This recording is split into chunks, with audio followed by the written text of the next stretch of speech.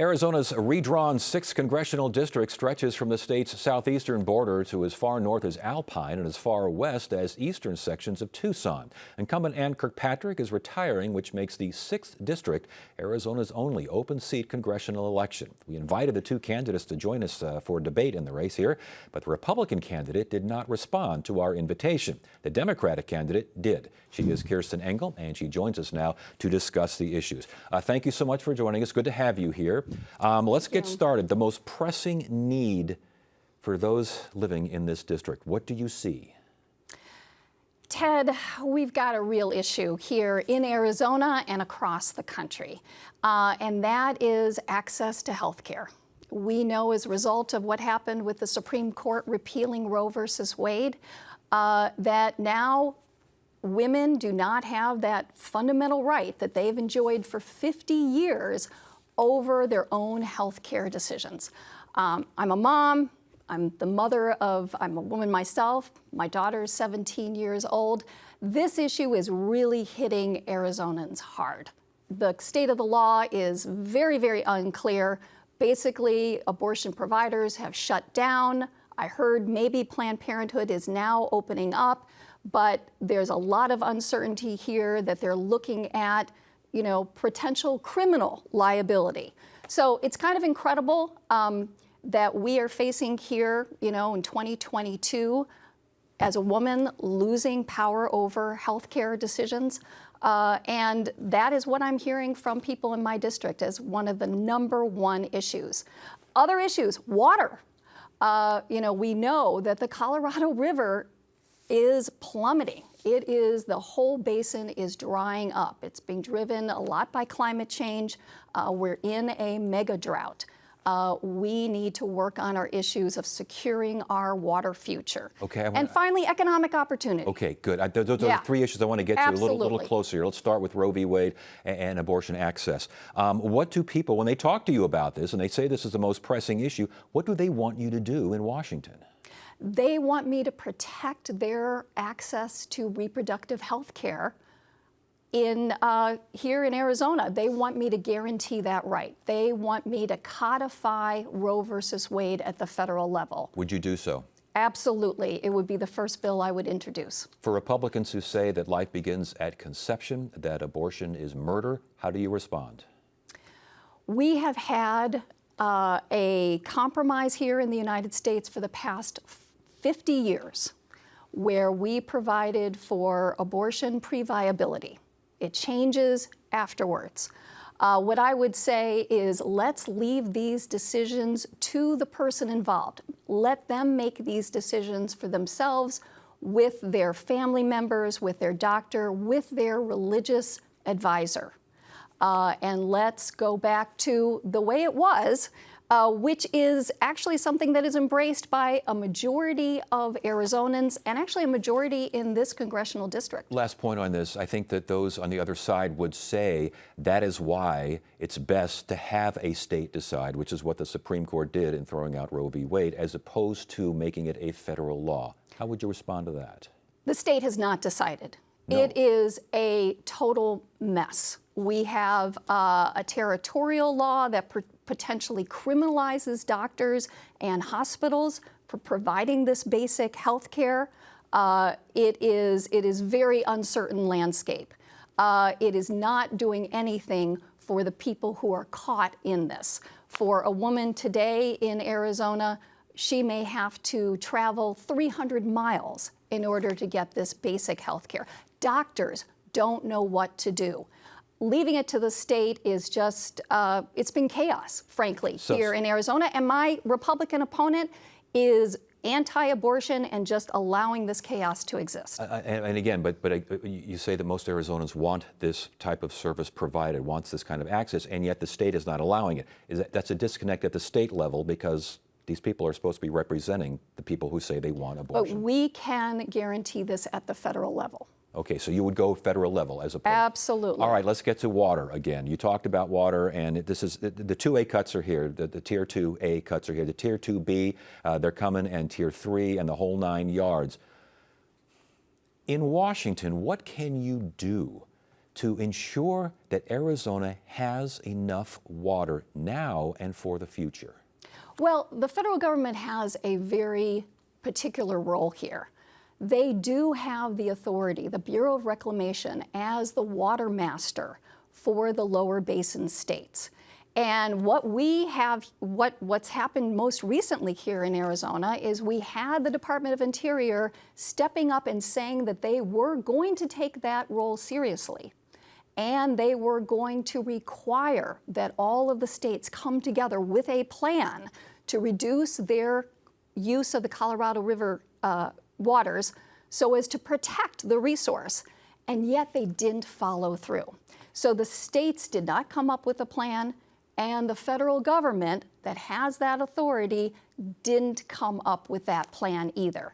That was kicking the can down the road, and it really hurts Arizona, because in the absence of the federal government acting specifically to ask the other basin states to do their fair share, i.e. California has got to help out with this. They are the biggest user of California water. Without the federal government stepping in and doing that, Arizona is shouldering most of the cuts. You're mentioning kicking the can down the road, even if California does start picking up, and it has to come tier, I think tier 2B or maybe tier 3.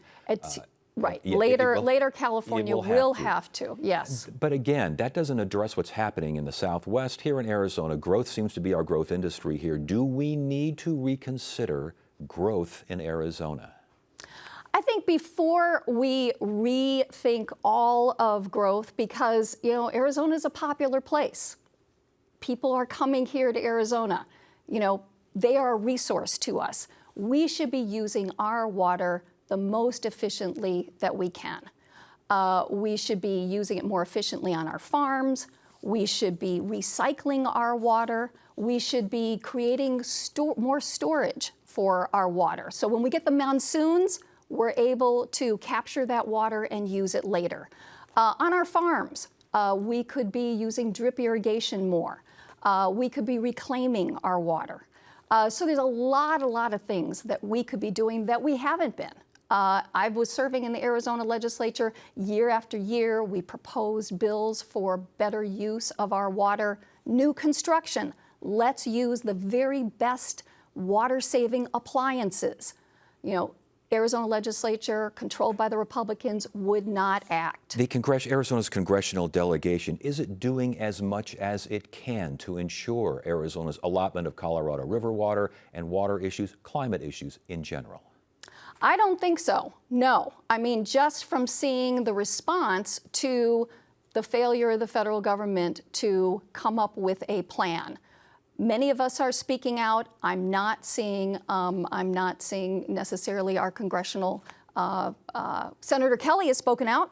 Haven't seen the Republicans on our congressional delegation. We mentioned the district goes there at the southeast corner of Arizona. You're down there by the border. I've asked this question to numerous candidates. I'm asking it again. Does Arizona have an immigration crisis? Ted, Washington has failed us on the border. Let's be real. And it has been both Republican administrations as well as Democratic administrations. We've got some real security issues on our border, and we do have to secure our border. We've got drug smuggling, we've got human trafficking. This is a problem. But, 13th century walls are not the solution, nor is stacking up shipping containers. It's a hazard. They fell over. We need to do it with manpower, with technology. We need better security. We also have a humanitarian crisis, and we need a better working asylum process. Yes, there are hundreds of thousands of people who are trying to get in. Let us have an orderly asylum process, and let's have comprehensive immigration reform, starting with our dreamers. Let's have pathways to citizenship for people who have been here, paying our taxes, law-abiding citizens. Technology and manpower at the border, you mentioned. What does that mean? Give me an indication of what that means. That means cameras, that means radar, that means ways of identifying when we have those drug smugglers trying to make it across. Not enough of that going on right now? I don't think so. You mentioned pathway for citizenship. Republicans call that amnesty. It's not. We had a immigration system here. The Trump administration basically destroyed it. Right now, it is almost impossible to become a legal citizen, even if you are, as a dreamer, somebody who lived your entire life here. You've gone to school here, you know no other country. You are ready to contribute to our society. Immigration is not, this is the way we build our nation. This is how we make it strong. Last question, last point. Inflation right now is at a generational high. Why do you think that happened? And do Republicans have a point when they say the Biden administration, by printing out money for a variety of things, up to and including relieving student debt, throwing that money out there is an absolute signal toward inflation? Do they have a point? Inflation is an issue. I am very happy to see that finally gas prices are coming down, but it's actually the Democrats that are working on our inflation issues, working on our supply issues.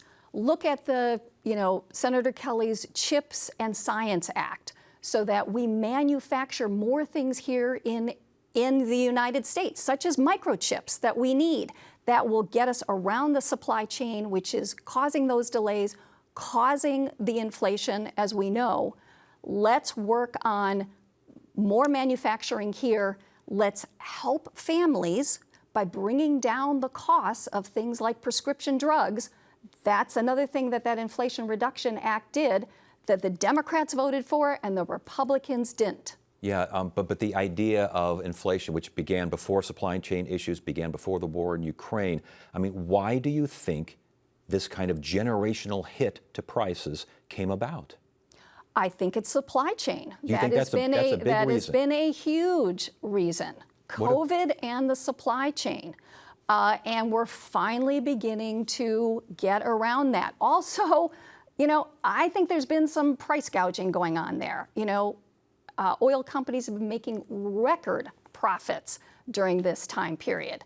And gasoline prices for a long time were just escalating. Last question here, because we're running out of time. The student debt relief that the president signed here, or is planning on, I shouldn't say signed, is planning on. A lot of folks, lots of Republicans, are saying it simply isn't fair. You should be able to, if you took out a loan, you need to repay that loan.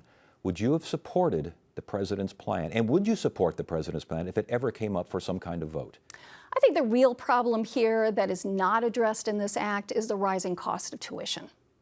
Tuition has been going up and up. While I have been teaching at the University of Arizona, tuition has over doubled. And one of my big disappointments with this plan is that it doesn't address the issue of rising tuition. But the $10,000 relief of debt you support. $10,000 and $20,000 for Pell Grants. It's targeted relief for some of our students who are really laboring under the burden of debt. And that includes people who may not have even gotten a degree out of the debt that they went into. That targeted kind of relief will enable them to do things that they've been putting off, having a family, opening a business. So we need to work on that issue of tuition, because I'm afraid we're going to be right back to where we are in just a few years. So I'm very disappointed in that aspect. Last question here. What do you tell business owners in your district who say they can't find people to come to work because people are getting money, it's being handed out, it's very difficult to find people, even at the higher increased wages, the minimum wage has skyrocketed, it's increased, and yet they're having trouble finding workers because they say people think they can just get money from different avenues as opposed to working. How do you respond to that? What do you tell these business owners? They can't find anyone to work for. That is not my understanding of what the economy is today. It has been growing. We're finally getting around those issues of worker shortages. A lot of that was due to COVID. A lot of that was, frankly, due to people trying to balance their personal life with a child that might not have been in school because of COVID. I think we are finally getting on top of that. So hang in there, and we will continue to work on that. Kirsten Engel, thank you so much for joining us. We appreciate it. Thank you, Ted.